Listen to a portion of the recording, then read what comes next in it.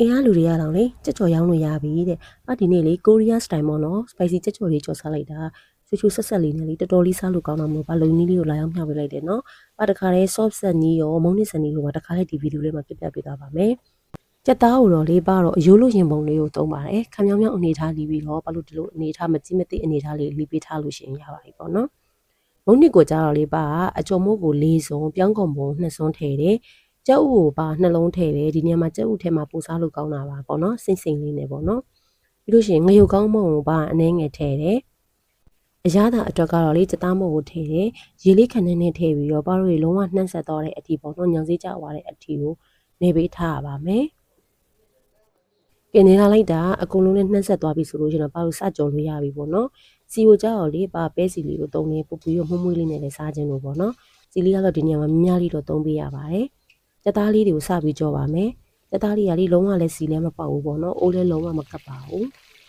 တစ်ဖက်ကျွတ်တော့မှဒါလည်းတစ်ဖက်ကိုနှမ်းပေးပါပေါ့နော်ကြကြော်လာလိုက်တာပေါ့နော်ဘာလို့ဒီလိုအနေအထားပေါ့နော်ဂျူနီယောင်လေးတန်းပြီးတော့ကျွတ်လာပြီဆိုလို့ရှိရင်တော့ဘာလို့ခဏလောက်ဆယ်ပြီးတော့စီလေးကိုခဏလောက်ဆက်ထားပေးဖို့လိုပါမယ်ကဲ soft ဆက်ပါမယ်ပေါ့နော် spicy နှစ်ကတော့ကိုယ်စိတ်ကြိုက်သုံးလို့ရတယ်ပါတော့ spicy နှစ်ကို9ဆုံးထည့်ပါတယ်ခရမ်းချီဒီ sauce ကိုတော့ပါ3ဆုံးထည့်ပါတယ်စသားမုတ်ကိုတော့လေးပါစပွဲတင်ဆုံး1ဆုံးထည့်တယ်ငရုတ်ကောင်းမုတ်အနေငယ်ထည့်တယ်နှမ်းကိုတော့စပွဲတင်ဆုံး3ဆုံးထည့်တယ်ကြားကိုတော့စပွဲတင်ဆုံး3ဆုံးထည့်တယ်ပေါ့နော်ပြီးရင်တော့သူတို့ကိုလုံးဝနှက်ဆက်သွားတဲ့အထီကိုပါလို့မှုပေးထားရပါမယ်စပြီးတော့ပါလို့ကြော်မယ်ပေါ့နော်စီလေးနည်းနည်းလေးထည့်ပြီးတော့ပါလို့ကျွတ်တုပ်ဖြူလေးကိုအရင်ဆုံးကြော်ပါမယ်ကျွတ်တုပ်ဖြူလေးတွေဟာအနှဲငယ်မှုေးသွားပြီဆိုလို့ရှိရင်တော့ပါလို့ခုနက sauce လေးကိုတစ်ခါလေးထည့်ပါမယ်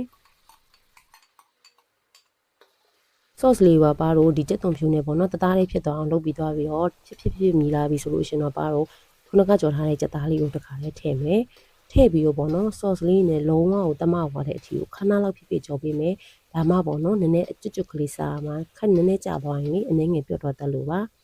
အခုဆိုလို့ရှိရင်တော့လေကိုရီးယား style spicy ကြက်ကြော်လေးရပါပြီမိသားစုနဲ့ပဲဖြစ်ဖြစ်တငယ်ချင်းနဲ့ပဲဖြစ်ဖြစ်ပေါ့နော်အခုနီးလေးအတိုင်းလုပ်ကြည့်ပါနော်အားလုံးပဲစားကောင်းကြပါစေရှင်